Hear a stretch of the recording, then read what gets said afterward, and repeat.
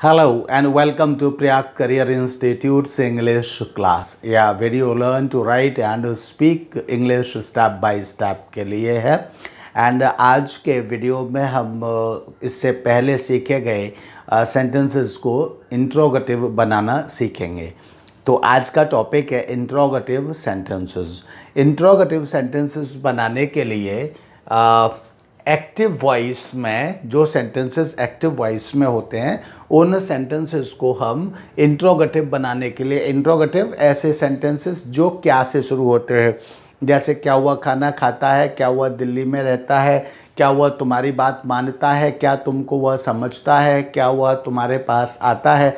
तो ऐसे सेंटेंसेस जो क्या से शुरू होते हैं उन सेंटेंसेस को, और जो एक्टिव वॉइस में होते हैं, एक्टिव वॉइस मतलब जिनमें कि रियल सब्जेक्ट होता है, यानी कौन से प्रश्न पूछने पर यदि उस सेंटेंस में कौन का उत्तर उपस्थित है तब उसको हम उस उत्तर को रियल सब्जेक्ट कहते हैं। तो जो सेंटेंसेस रियल सब्जेक्ट में होते हैं उनको ट्रांसलेट करने के लिए इंट्रोगेटिव में जो क्या से शुरू होते हैं उनके लिए फॉर्मूला है। सबसे पहले डू और डज लगाते हैं, यानी प्लूरल सब्जेक्ट के साथ डू लगाते हैं और सिंगुलर सब्जेक्ट के साथ डज लगाते हैं। उसके बाद में फिर first form of the verb लिखते हैं और उसके बाद फिर उसका ऑब्जेक्ट लिखते हैं। ऑब्जेक्ट लिखने के बाद फिर ऐसा क्वेश्चन मार्क लगाते हैं।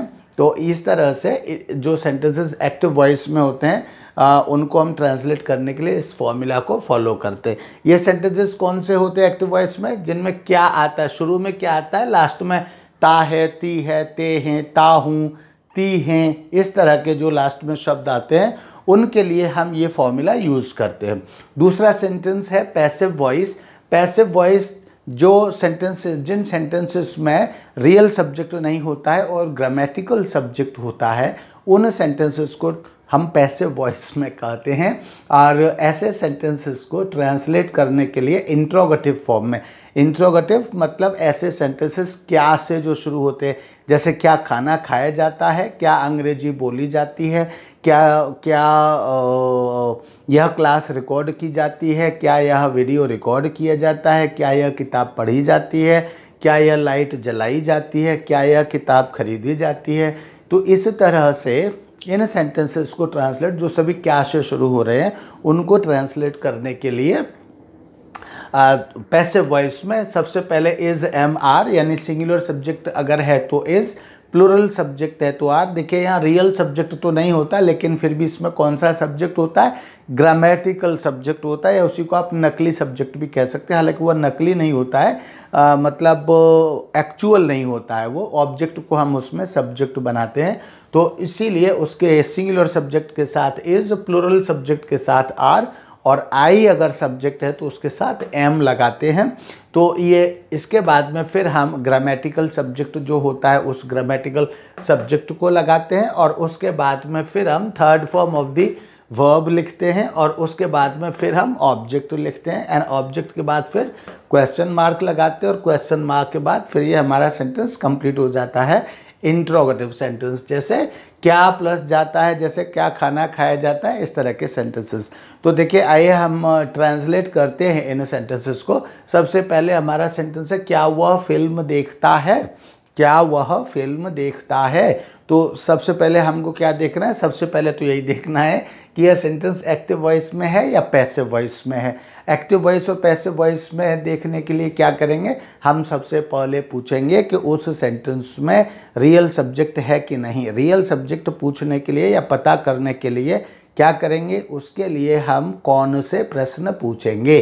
तो इसमें देखेंगे वह फिल्म देखता है, कौन फिल्म देखता है, क्या वह फिल्म देखता है। तो क्या वह फिल्म में कौन फिल्म देखता है, तो कौन यानी कौन के लिए प्रश्न पूछा गया है। तो कौन फिल्म देखता है, वह फिल्म देखता है, यानी फिल्म देखने वाला इसमें कौन है, वह। प्रश्न किसके ऊपर किया गया है, वह के ऊपर किया गया है, तो इसलिए वह क्या है, इसमें रियल सब्जेक्ट हो गया। कौन का प्रश्न उत्तर मिल गया हमको। जब कौन का उत्तर मिल गया तो फिर तो ये रियल सब्जेक्ट हो ही गया, और जब रियल सब्जेक्ट हो गया तब ये सेंटेंस कौन से वॉइस का हो गया, तब ये एक्टिव वॉइस का सेंटेंस हो गया। और जब ये एक्टिव वॉइस का सेंटेंस हो गया तब क्या होगा, तब हम इस फॉर्मूला को यूज़ करेंगे। और इस फॉर्मूला के यूज़ करने के लिए अब हम सबसे पहले क्या लगाएंगे, डू या डज, तो हमको देखना पड़ेगा, ये देखना पड़ेगा कि हम डू लगाएं या डज लगाएं। डू और डज लगाने के लिए क्या देखना पड़ेगा? डू और डज लगाने के लिए हमको देखना पड़ेगा कि ये जो सब्जेक्ट है वह एक है या एक से ज़्यादा। तो यह सब्जेक्ट एक है।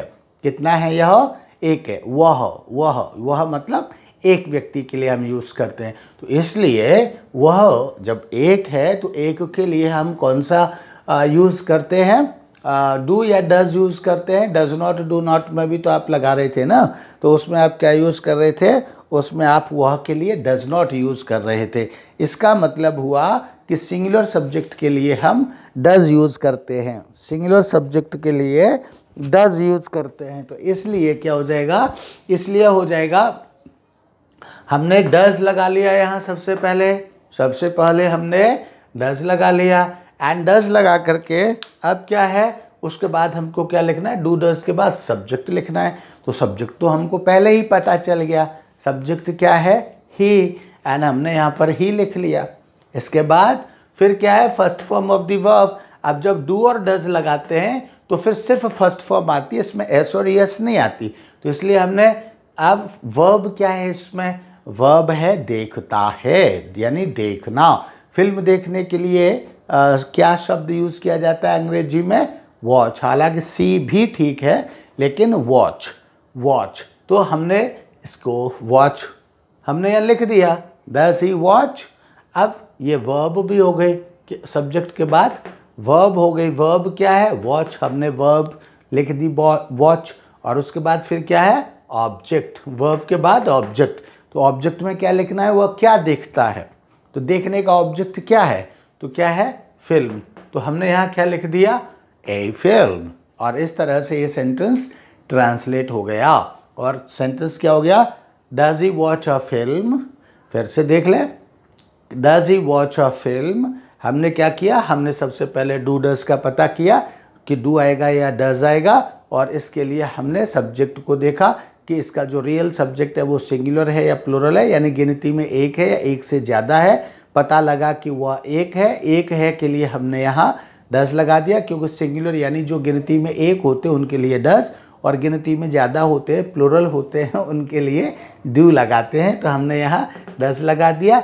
फिर उसके बाद सब्जेक्ट के अकॉर्डिंग हमने यहाँ सब्जेक्ट ही लिख दिया। उसके बाद first form of the verb की जगह हमने first form of the verb लिख दी, और उसके बाद ऑब्जेक्ट की जगह हमने ऑब्जेक्ट लिख दिया, और फिर क्वेश्चन मार्क हमने लगा दिया। और इस तरह से ये सेंटेंस देख लीजिए ट्रांसलेट हो गया। और इसमें हमको कुछ नहीं करना है, जिस तरह से फॉर्मूला लिखा हुआ है उसी तरह से सिर्फ हमको फॉर्मूला को ही हमको क्या करना है? फॉर्मूला को ही हमको फॉलो करते चले जाना है। यानी फॉर्मूला में जो भी कुछ लिखा हुआ है उसको हम वैसे वैसे ट्रांसलेट करते चला जाना है। तो does he watch a film, ये हो गया। इसी तरह से क्या मैं झूठ बोलता हूँ? तो इसमें भी हमको क्या करना है? इसमें भी हमको सबसे पहले देखना है सेंटेंस एक्टिव वॉइस है या पैसिव वॉइस है। तो एक्टिव वॉइस है या पैसिव वॉइस है। तो पैसिव वॉइस और एक्टिव वॉइस देखने के लिए हम क्या कौन से प्रश्न पूछेंगे, और कौन से प्रश्न पूछने पर क्या हो जाएगा? कौन झूठ बोलता है? कौन झूठ बोलता है? तो आंसर आता है मैं। तो मैं इसका मतलब कौन का प्रश्न, कौन से प्रश्न पूछने पर उत्तर मिल गया। उत्तर क्या है? मैं। तो इसलिए मैं क्या है इसमें? मैं है ओरिजिनल सब्जेक्ट। ओरिजिनल मतलब रियल सब्जेक्ट। और जब रियल सब्जेक्ट होता है तब सेंटेंस किस में होता है? एक्टिव वॉइस में। इसलिए यह सेंटेंस किस वॉइस में है? एक्टिव वॉइस में। अब एक्टिव वॉइस में से हमको ये फॉर्मूला अप्लाई करना है। अब इसमें हमें इस फॉर्मूला के अकॉर्डिंग हमें सबसे पहले क्या लिखना है? जहाँ ये लाइन होती है मेरे फॉर्मूलाज में, जब भी आगे भी पढ़ते रहेंगे तो जहाँ भी ये लाइन होगी इसका मतलब दोनों में से एक लिखना है, या तो डू या डज, दोनों में से कोई एक लिखना है। तो यहाँ पर क्या लिखना है? डू या डज। तो ये पता करना पड़ेगा कैसे? अगर सब्जेक्ट प्लूरल है तो डू, सिंगुलर है तो डज। अब सिंगुलर मतलब एक, तो हमारा सब्जेक्ट क्या है? हमारा सब्जेक्ट है आई, और आई को सिंपल प्रेजेंट यानी जिस टेंस का ये सेंटेंस है इसमें क्या मानते हैं? आई को यहाँ प्लूरल मानते हैं। ठीक है, आई को यहाँ पर प्लूरल मानते हैं। प्लूरल मतलब एक से ज़्यादा मानते हैं। तो इसलिए आई को जब प्लूरल मानते हैं तब प्लूरल के साथ क्या आता है, डू आता है। तो यहाँ भी क्या आएगा, यहाँ भी डू आएगा। इसलिए हमने सबसे पहले क्या लिख लिया, डू, डू। इसके बाद अब डू और डज के बाद सब्जेक्ट, सब्जेक्ट क्या है इसमें, मैं की इंग्लिश आई। तो यहाँ क्या हो गया, आई, हमने आई लिख लिया। डू और डज के बाद हमने आई लिख लिया। आई क्या है, हमारा सब्जेक्ट है, हमने आई लिख दिया। और डू आई, और उसके बाद फिर क्या है, first form of the verb. Verb किसको कहते हैं, जिसमें एक्शन दिखाई देता है उसको हम वर्ब कहते हैं। तो वर्ब क्या है इसमें, बोलना, बोलना, बोलना। इसलिए बोलना शब्द वर्ब है। तो वर्ब बोलना की इंग्लिश क्या है, टेल। बोलना की अंग्रेजी टेल। तो हमने फर्स्ट फॉर्म लिख दी उसकी, डू आई टेल। अब झूठ की इंग्लिश क्या होती है, इसके बाद first form of the verb के बाद क्या आना है यहाँ पर, ऑब्जेक्ट। तो ऑब्जेक्ट क्या है, क्या बोलते हैं, क्या बोलते हैं, क्या प्रश्न से पूछने पर जो भी उत्तर आता है उसको हम ऑब्जेक्ट कहते हैं। तो क्या बोलते हैं, झूठ। तो झूठ क्या है यहाँ, ऑब्जेक्ट है। तो इस तरह से झूठ की अंग्रेजी हमने ए लाई, ए लाई। So do I tell a lie, ये सेंटेंस हो गया है यहाँ, ये ट्रांसलेट हो गया। Do I tell a lie, do I tell a lie, ये सेंटेंस ट्रांसलेट हो गया। अगर नहीं भी समझ में आता है तो बार बार वीडियो को दोबारा प्ले करके आप इसको बार बार सुनेंगे तो भी समझ में आ जाएगा। मैंने ऐसे बहुत किया है, कई बार किया। तो क्या हम अंग्रेजी जानते हैं, अब अगला सेंटेंस है, क्या हम अंग्रेजी जानते हैं। इसके लिए भी हमको क्या करना पड़ेगा, यह सेंटेंस पहले एक्टिव में है या पैसिव में। तो एक्टिव और पैसिव में जानने के लिए हम क्या करेंगे, सबसे पहले प्रश्न पूछेंगे। प्रश्न क्या पूछेंगे, प्रश्न पूछेंगे कौन शब्द को प्रयोग करते हुए, जो भी उसमें वर्ब होगी उस वर्ब के साथ कौन शब्द को प्रयोग करते हुए प्रश्न पूछेंगे। क्या हम अंग्रेजी जानते हैं, तो इसमें वर्ब क्या है, जानते हैं। वर्ब क्या है, जानते हैं। तो इसलिए हम प्रश्न क्या पूछेंगे, कौन अंग्रेजी जानते हैं, अंग्रेजी कौन जानते हैं। तो प्रश्न उसमें आंसर आता है हम, आंसर हम। तो सब्जेक्ट क्या हो गया इसमें, रियल, हम। जब हम रियल सब्जेक्ट हो गया तो इसका मतलब है रियल सब्जेक्ट वाले को क्या कहते हैं, एक्टिव वॉइस कहते हैं। यानी इसमें रियल सब्जेक्ट मिल गया हमको, तो इसका मतलब है कि यह सेंटेंस किस में हो गया, यह सेंटेंस एक्टिव वॉइस में हो गया। और जब ये सेंटेंस एक्टिव वॉइस में हो गया तब हम क्या करेंगे, यहाँ सबसे पहले डू या डज लिखेंगे। तो अब हमको सब्जेक्ट तो मिल गया, क्या है, हम। अब डू और डज को लिखने के लिए डू और डज में से कोई एक लिखेंगे। तो किसी एक को लिखने के लिए हमको क्या करना पड़ेगा, या तो हम डू लिखें या डज लिखें। कैसे पता करेंगे, ये हम देखेंगे कि हमारा जो सब्जेक्ट है, सब्जेक्ट वह क्या है, वह सिंगुलर है या फिर प्लूरल है। तो हम जो बनता है वह कैसे बनता है, हम किसको कहते हैं, हम कहते हैं आई प्लस यू को हम कहते हैं, आई एंड यू। हम क्या कर रहे हैं, हम अंग्रेजी सीख रहे हैं। तो कौन कौन अंग्रेजी सीख रहा है, क्या मैं अकेला, आप भी तो है ना अंग्रेजी सीखने वाले इसमें। तो आई एंड यू दोनों को मिला करके, मुझे और आपको मिला करके क्या बनता है, हम। यानी मुझे प्लस आपको मिला करके हम बनता है। तो कितने हो गए, दो हो गए। दो को हम क्या कहते हैं अंग्रेजी में, प्लूरल कहते हैं। तो यानी ये जो हम शब्द हो गया, ये क्या हो गया, ये प्लूरल हो गया। प्लूरल मतलब एक से ज़्यादा। हम में कितने आ रहे हैं, यहाँ कम से कम दो तो आ रहे हैं। और हम कई भी तो हो सकते हैं, जैसे मैं और आप में कौन कौन हो सकते हैं, आप में बहुत सारे संजू हो सकते हैं, मनोज हो सकते हैं, मुकेश हो सकते हैं, दिनेश हो सकते हैं। उस तरफ तो बहुत सारे बच्चे हैं उधर और सीखने वाले लोग हैं। तो इसलिए हम कम से कम दो तो है ही, और दो से बहुत ज़्यादा भी हो सकते हैं, 1000 1 लाख भी हो सकते हैं। तो ये सब क्या है, ये सब प्लूरल है। तो प्लूरल के साथ हम क्या यूज़ करेंगे, यानी हम क्या है, हम प्लूरल सब्जेक्ट है। तो प्लूरल सब्जेक्ट के साथ हम क्या यूज़ करते हैं, डू यूज़ करते हैं। तो हमने यहाँ पर क्या यूज़ कर लिया, हम के साथ हमने यहाँ डू यूज़ कर लिया। और डू के बाद फिर हम क्या लिखेंगे, सब्जेक्ट। सब्जेक्ट क्या है इसमें, हम की इंग्लिश क्या है, वी। तो हमने वी लिख दिया यहाँ, डू के साथ वी, डू वी। अब इसके बाद क्या है, first form of the verb. तो हम यहाँ क्या लिखेंगे, first form of the verb. Verb क्या है, जानना। वर्ब क्या, जिनके लास्ट में ता है तिये आता है उन्हीं को तो हम वर्ब कहते हैं। पहले भी मैंने बताया, जिनके लास्ट में ता है तिये ते है आता है उसको हम वर्ब कहते हैं। तो क्या हो जाएगा, क्या हम अंग्रेजी जानते हैं, तो ते हैं क्या है, ये जानना शब्द, जानना के साथ ता है तिये आ रहा है, ते हैं शब्द आ रहा है, तो इसका मतलब यही वर्ब है। इसलिए वर्ब क्या है हमारा, जानना। अब जानना की इंग्लिश नो, नो की फर्स्ट फॉर्म नो, तो इसलिए क्या हो जाएगा, डू वी नो। यहाँ हमने क्या लिख दिया, डू वी नो। अब इसका ऑब्जेक्ट क्या है, first form of the verb तो नो, इसके बाद फिर ऑब्जेक्ट, तो ऑब्जेक्ट क्या है, क्या जानते हैं हम, इंग्लिश, अंग्रेजी। तो इसलिए अंग्रेजी की अंग्रेजी क्या होती है, इंग्लिश। तो यहाँ क्या हो जाएगा, यहाँ हो जाएगा डू वी नो इंग्लिश। हमने ऑब्जेक्ट लिख दिया ऑब्जेक्ट की जगह पर, और ये क्या हो जाएगा, do we know English, do we know English. इस तरह से डू वी नो इंग्लिश, ये हो गया। ये आपके 3 सेंटेंसेस इस तरह से हो गए। इसके बाद है क्या राजू केले खाता है। नेक्स्ट सेंटेंस, नेक्स्ट सेंटेंस क्या है, क्या राजू केले खाता है। तो इस सेंटेंस को कैसे ट्रांसलेट करेंगे, वैसे ही करेंगे जैसे ये किए थे बाकी 3। तो बाकी 3 कैसे किए हैं, सबसे पहले वॉइस, इसका वॉइस एक्टिव है या पैसिव है, जरा आप ही मुझे बताइए। यस बताइए।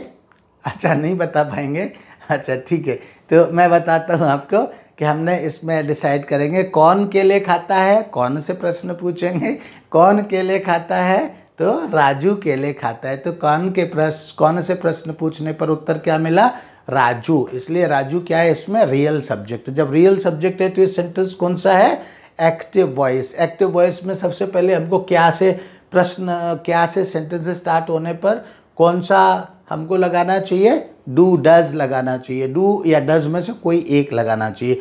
तो ये देखिए, डू लगाएंगे या डज, ये सब्जेक्ट के ऊपर डिपेंड करता है। अगर सब्जेक्ट सिंगुलर है तो डज लगाएंगे, अगर सब्जेक्ट प्लूरल है तो डू लगाएंगे। तो कैसे अब डिसाइड करेंगे, तो राजू सब्जेक्ट क्या है हमारा, राजू। राजू कैसा है, एक व्यक्ति का नाम होता है राजू या बहुत सारे लोगों का नाम होता है राजू। तो एक व्यक्ति का नाम, मतलब एक बार में राजू कहेंगे तो एक व्यक्ति बोलेगा, ठीक है। तो इसलिए राजू यहाँ सब्जेक्ट हो गया। अब राजू क्या है, सिंगुलर, तो सिंगुलर के साथ हम क्या लगाते हैं, डज। इसलिए हमने यहाँ क्या लगा लिया, डज लगा लिया।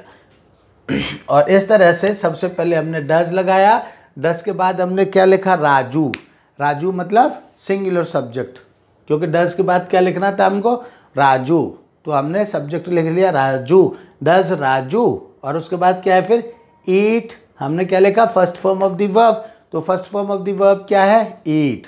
First form of the verb क्या है यहाँ, खाता है, और खाने की English eat. First form of the verb, verb क्या है, खाता है, और खाता है की इंग्लिश ईट। तो हमने यहाँ क्या लिखा, ईट। और इस तरह से क्या हो गया, does Raju eat, does Raju eat, ये हो गया, डज राजू ईट। और फिर क्या खाता है, क्या खाता है, केले। राजू क्या खाता है, केले। तो केले की इंग्लिश क्या है, बनानाज। केले की इंग्लिश बनानाज। तो क्या हो जाएगा, does Raju eat bananas, does Raju eat bananas, ठीक है। इस तरह से does Raju eat bananas, does Raju eat bananas, ठीक है। अब इसके बाद क्या होगा, इसके बाद हमारा नेक्स्ट सेंटेंस, क्या अंग्रेजी पढ़ाई जाती है, तो इसको क्या करना है, इसको भी ट्रांसलेट करना है। कैसे करेंगे ट्रांसलेट, सबसे पहले देखेंगे कि ये सेंटेंस एक्टिव वॉइस में है या पैसिव वॉइस में है। तो क्या अंग्रेजी पढ़ाई जाती है, एक इसका एक तो देखिए कि इसमें जाती है जाते हैं शब्द आ रहा है, यहाँ कहीं भी जाती है जाते हैं नहीं आया है, तो इसका मतलब ये पैसिव में। एक तो इस तरह से भी क्लियर हो गया। दूसरी बात यह कि क्या इसमें रियल सब्जेक्ट है। रियल सब्जेक्ट जानने के लिए फिर हम कौन से प्रश्न पूछेंगे। कौन अंग्रेजी पढ़ाता है, अंग्रेजी कौन पढ़ाता है, नहीं पता, नहीं पता, तो फिर कौन सा वॉइस हो गया, नहीं पता, तो ये पैसिव वॉइस। कौन है, कौन का प्रश्न उत्तर हमको नहीं मिला, कौन का उत्तर ना मिलने पर यह सेंटेंस पैसिव वॉइस में हो गया। तो जब पैसिव वॉइस में हो गया तब कौन सा फॉर्मूला अप्लाई करेंगे, तब हम ये अप्लाई करेंगे, इज एम आर और उसके बाद फिर सब्जेक्ट, सब्जेक्ट के बाद फिर third form of the verb plus object. Is am are हम पहले क्यों लगा रहे हैं, कल तो हम बाद में लगा रहे थे सब्जेक्ट के, आज हम सब्जेक्ट से भी पहले क्यों लगा रहे हैं, क्योंकि ये सेंटेंस क्या से स्टार्ट हो रहे हैं इसलिए, यानी कि ये सेंटेंसेस इंट्रोगेटिव हैं इसलिए। ठीक है, तो हमने क्या के लिए हमको इज एम आर पहले लगाना है, तो इज एम आर लगाने के लिए हमको पहले ये देखना पड़ेगा कि जो सब्जेक्ट है इसमें सिंगुलर है या प्लूरल है। अब इसमें रियल सब्जेक्ट तो है नहीं, तो जब रियल सब्जेक्ट नहीं होता है तो इसमें ग्रामेटिकल सब्जेक्ट होता है। ग्रामेटिकल सब्जेक्ट को फाइंड आउट करने के लिए हम क्या से प्रश्न पूछते हैं। जैसे अंग्रेजी, क्या अंग्रेजी पढ़ाई जाती है, तो क्या पढ़ाया जाता है, अंग्रेजी। क्या पढ़ाया जाता है, अंग्रेजी। तो इसलिए अंग्रेजी क्या हो गया इसका, अंग्रेजी इसका ग्रामेटिकल सब्जेक्ट हो गया। तो इसलिए अब अंग्रेजी जब ग्रामेटिकल सब्जेक्ट हो गया तो ये सिंगुलर है या प्लूरल है, तो अंग्रेजी क्या है, ये सिंगुलर है। सिंगुलर के लिए हम इज एम आर में से क्या यूज़ करेंगे, सिंगुलर के लिए हम इज एम आर में से इज यूज़ करेंगे, क्योंकि सिंगुलर सब्जेक्ट के साथ इज यूज़ किया जाता है। इसलिए हम यहाँ सबसे पहले क्या लिखेंगे, इसलिए हम सबसे पहले यहाँ इज लिखेंगे। और इज लिखने के बाद अब क्या है, अब हमको सब्जेक्ट लिखना है, तो सब्जेक्ट तो हमने पहले ही पता कर लिया। तो सब्जेक्ट क्या है इसमें, इंग्लिश, तो हम यहाँ क्या लिखेंगे, is English. Is English, right, is English. उसके बाद क्या है, पढ़ाई जाती है, वर्ब है सीधी, इज सब्जेक्ट, फिर third form of the verb. इसमें verb, third form of the verb क्या है, पढ़ाना। पढ़ाने की इंग्लिश टीच, और टीच की अब यह कौन सी फॉर्म लगनी है, थर्ड फॉर्म। तो थर्ड फॉर्म्स देखिए हम इसीलिए आपको पढ़ा रहे हैं, यहाँ थर्ड फॉर्म्स नीचे अभी पढ़ाएंगे हम। थर्ड फॉर्म्स लिखिए, नहीं तो फिर आप मतलब बोलना लिखना पढ़ना सीखिए, नहीं तो आप इंग्लिश नहीं सीख पाएंगे। तो क्या हो जाएगा, इज इंग्लिश हमने हो गया। टीच, टीच की थर्ड फॉर्म क्या होगी, टॉट। टीच की third form taught, TAUGHT, taught. तो इस तरह से क्या हो जाएगा, इज इंग्लिश टॉट। क्या अंग्रेजी पढ़ाई जाती है, इज इंग्लिश टॉट। क्या अंग्रेजी पढ़ाई जाती है, इज इंग्लिश टॉट। ये सेंटेंस आपका यहाँ पर ऐसे हो गया। ठीक है, इसके बाद नेक्स्ट सेंटेंस है, क्या वाक्य लिखे जाते हैं। तो ये अब इसको ट्रांसलेट करने के लिए क्या है, इसको भी हमको देखना पड़ेगा, ये सेंटेंस एक्टिव है या पैसिव। तो ये देखिए इसके साथ जाती है आया, और इसके साथ भी क्या आया, जाते हैं। तो इसका मतलब ये भी किस में है, ये भी पैसिव वॉइस में है, क्योंकि इसकी प्रकृति इससे मिल रही है। ये इससे नहीं मिल रहा, लेकिन इसकी प्रकृति इससे मिल रही है, जाती है, जाते हैं। ठीक है, दूसरा, क्या वाक्य लिखे जाते हैं, तो कौन से प्रश्न पूछेंगे, वाक्य कौन लिखता है। वाक्य कौन लिखता है, नहीं पता वाक्य कौन लिखता है, तो कौन का उत्तर इसमें उपलब्ध या अवेलेबल नहीं है। इसलिए क्या हो जाएगा, इसलिए हो जाएगा यह पैसिव वॉइस। और जब पैसिव वॉइस हो जाएगा तो क्या हो जाएगा, हम ये वाला फॉर्मूला अप्लाई करेंगे, पैसिव वॉइस वाला। इस पैसिव वॉइस के फॉर्मूला में सबसे पहले क्या है, इज, एम और आर। तो इज, एम और आर हमको सबसे पहले यह लगाना है। तो हम कैसे डिसाइड करेंगे कि इज लगाएं या आर लगाएं या फिर एम लगाएं, कैसे डिसाइड करेंगे। तो डिसाइड करने के लिए हमको देखना पड़ेगा कि हमारा जो यहाँ इज, एम, आर के बाद आने वाला जो सब्जेक्ट है वो सिंगुलर है या प्लूरल। तो ये तो या तो ओरिजिनल सब्जेक्ट तो होता नहीं है, ये तो कैसा होता है, ये तो डुप्लीकेट सब्जेक्ट होता है। तो डुप्लीकेट सब्जेक्ट के लिए क्या हो जाएगा, इसमें देखेंगे डुप्लीकेट सब्जेक्ट पहले ढूंढेंगे। डुप्लीकेट सब्जेक्ट ढूंढने के लिए क्या करेंगे, क्या से प्रश्न पूछेंगे। क्या से प्रश्न पूछने पर क्या हो जाएगा, क्या लिखा जाता है, वाक्य। क्या लिखे जाते हैं, वाक्य। तो वाक्य क्या हो गया, सब्जेक्ट हो गया। अब ये जो वाक्य सब्जेक्ट हो गया, ये सिंगुलर हो गया या प्लूरल हो गया। तो जाते हैं शब्द हमेशा किसके साथ आता है, प्लूरल। हैं मतलब वाक्य प्लस वाक्य प्लस वाक्य। बहुत सारे वाक्यों के लिए हम कहते हैं वाक्य लिखे जाते हैं, तो हैं प्लूरल के लिए आता है, इसलिए वाक्य क्या हो गया, प्लूरल हो गया। प्लूरल के साथ क्या लगाएंगे हम, इज, एम, आर में से आर। सिंगुलर के लिए इज और प्लूरल के लिए आर। इसमें ये भी देख लीजिए कि जिनमें हमें इज सिंगुलर होता है ना, आई में क्या आता है, ये वन जैसा खड़ा होता है। आई की जो शेप है काफ़ी किससे मैच करती है, वन से, यानी कि वन के साथ हमको इज लगाना है। ठीक है, और आर जो है वो आर की शेप तो नहीं किसी से मैच करती है, लेकिन प्लूरल के लिए अब देख लीजिए इज से ज़्यादा है इसमें शब्द, इज से ज़्यादा है इसमें, तो इसलिए क्या ये किसके साथ लगेगी, ज़्यादा वालों के साथ। ठीक है, तो ज़्यादा वालों के साथ आर लगाते, तो हमने सबसे पहले क्या लगा दिया, यहाँ आर लगा दिया। आर लगाने के बाद अब हम लिखेंगे इसका सब्जेक्ट। सब्जेक्ट क्या है, वाक्य। वाक्य की इंग्लिश सेंटेंस, और सेंटेंस का प्लूरल फॉर्म सेंटेंसेस।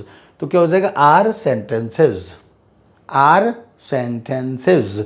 और उसके बाद फिर क्या हो जाएगा, फिर है यहाँ लिखे जाते हैं। हमको यहाँ सब्जेक्ट के बाद क्या लिखना है, third form of the verb. तो ये third form of the verb, इसमें वर्ब क्या है, लिखना, इसलिए लिखना की अंग्रेजी राइट, और राइट की थर्ड फॉर्म रिटन। तो इसलिए क्या हो गया, यहाँ हमने रिटन देखिए लिखा, और रिटन लिखने के बाद क्या लगा दिया हमने, इंट्रोगेटिव साइन मार्क लगा दिया। तो इस तरह से ये सेंटेंस क्या हो गया, आर सेंटेंसेस रिटन।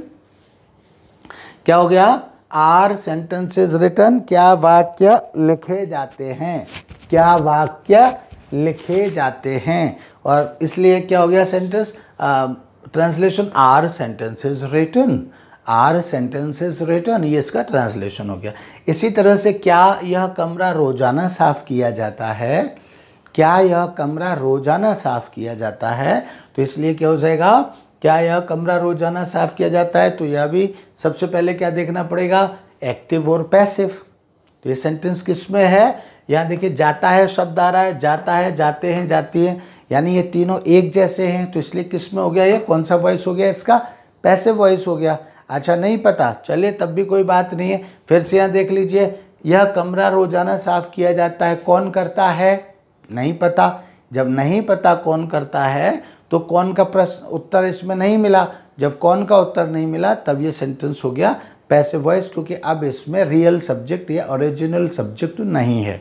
तो जब इसमें ओरिजिनल सब्जेक्ट नहीं है, तब इसमें ग्रामेटिकल सब्जेक्ट है। तो ग्रामेटिकल सब्जेक्ट के लिए क्या हम करेंगे, उसको ढूंढेंगे क्या से प्रश्न पूछ करके। क्या साफ किया जाता है, क्या साफ किया जाता है, कमरा साफ किया जाता है।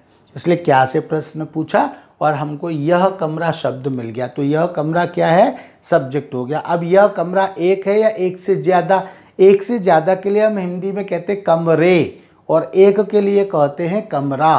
तो ये क्या हो गया, कमरा एक हो गया, एक से ज़्यादा हो गया, तो एक हो गया। एक के लिए क्या लगाएंगे, हम कहेंगे ये सिंगुलर है, सिंगुलर के लिए क्या लगाएंगे, इज़, और हमने यहाँ क्या लिख दिया, इज़। ठीक है, तो इस तरह से हमने सबसे पहले इज़ लिख दिया। इज़ के बाद फिर क्या है, इज़ सब्जेक्ट क्या है, दिस रूम, दिस रूम यानी यह कमरा, यह कमरा की अंग्रेजी दिस रूम, और हमने यहाँ क्या लिख दिया, दिस रूम, यह कमरा की अंग्रेजी दिस रूम, यहाँ हमने दिस रूम लिख दिया। और उसके बाद फिर हमको क्या चाहिए, फिर हमको चाहिए third form of the verb.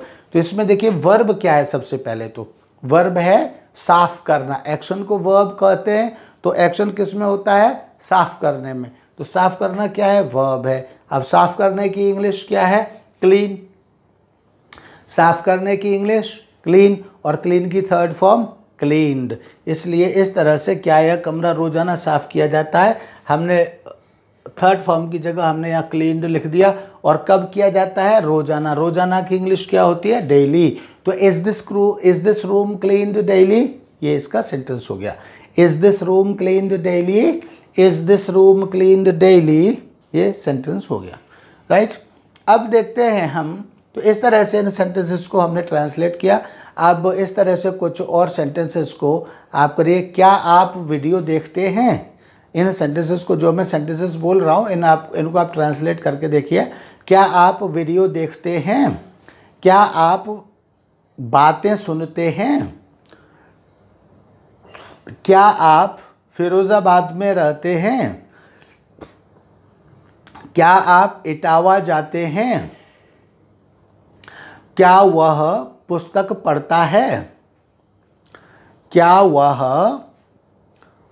सवाल हल करता है, क्या लड़कियां गीत गाती हैं, और क्या फिल्म मुंबई में बनाई जाती है, क्या गीत रिकॉर्ड किए जाते हैं, क्या कहानी लिखी जाती है?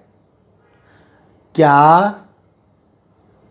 कहानी पढ़ी जाती है? क्या कपड़े धुले जाते हैं? इन सेंटेंसेस को और इसकी तरह से और भी बहुत सारे सेंटेंसेस आप बनाइए, उनको ट्रांसलेट करिए। वीडियो बहुत ज़्यादा लंबा ना हो इसलिए मैं बहुत कम करने की कोशिश करता हूँ, लेकिन जितना ज़रूरी है उतना मुझे बोलना पड़ता है और वीडियो लंबा हो जाता है ये।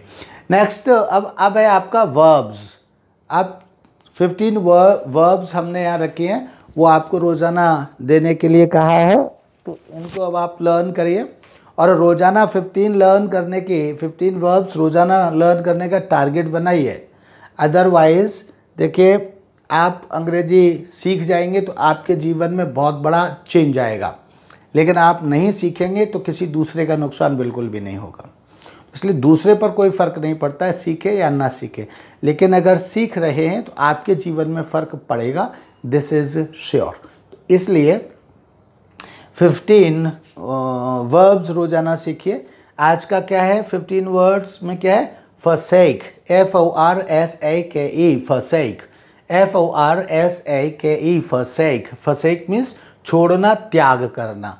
forsake मीन्स छोड़ना, त्याग करना। FREEZE, freeze, FREEZE, freeze। freeze means जमना, जमाना, या फिर जमाना, जमना। freeze means जमाना, जमना। GET, get means पाना, प्राप्त करना। GET, get means पाना, प्राप्त करना। GIVE, give means देना। GIVE, give means देना। go means जाना। go means जाना। GRIND, grind means पीसना। GRIND, grind means पीसना। GROW, grow means Ugna. GROW, grow means Ugna. And HANG, hang means फांसी देना। HANG, hang means फांसी देना। And HANG, hang means टांगना, लटकाना। टांगना, लटकाना। HANG, hang means टांगना, लटकाना। And next is HIDE, hide.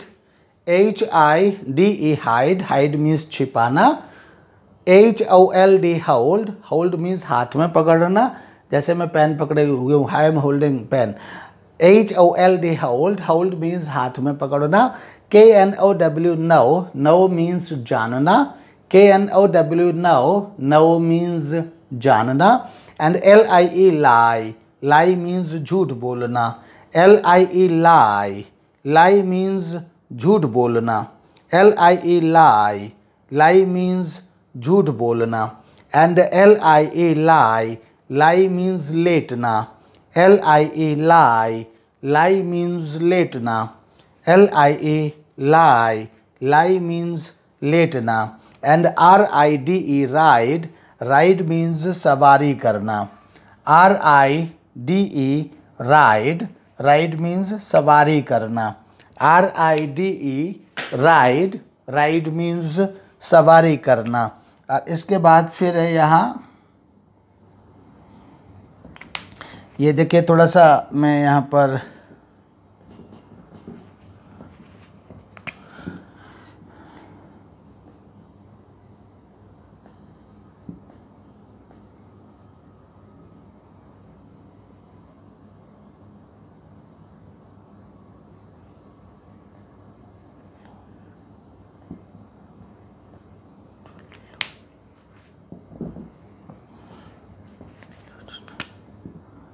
यहाँ पर